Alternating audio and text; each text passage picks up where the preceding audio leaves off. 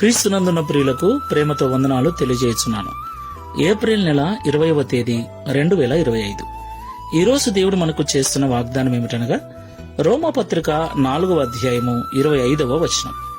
ఆయన మన అపరాధముల నిమిత్తమై అప్పగింపబడి మనము నీతిమంతులముగా తీర్చబడుటకై లేపబడెను. ఆమేన్.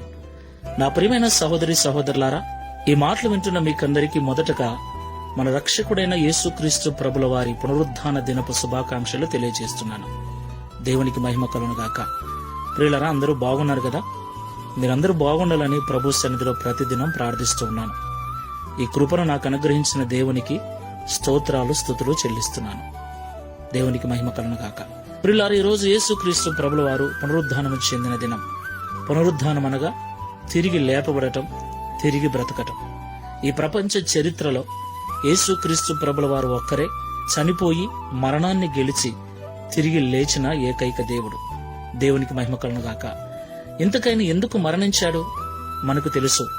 ఆయన మన పాపముల కొరకే మరణించాడు. ఆయన తిరిగి లేచాడు. ఎందుకు లేచాడు?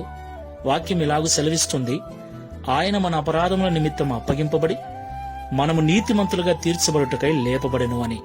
దేవునికి మహిమ కలుగునుగాక. ప్రియులారా, మనం ఎందుకు నీతిమంతులుగా తీర్చబడాలి? నిజమే, మనము జన్మతో కర్మతో పాపులమే. పాపులమైన మనము పరలోక రాజ్యం చేరటం అసాధ్యం. ఎందుకంటే పరలోక రాజ్యం పరిశుద్ధమైంది, నీతితో నిండినది. అపవిత్రమైనది, అనీతితో కూడినది ఏది అందులో ప్రవేశించటానికి వీలు లేదు. కాబట్టి పాపములో ఉన్న మనలను, అపరాధములలో ఉన్న మనలను క్రీస్తు తన రక్తమిచ్చి కొన్నాడు.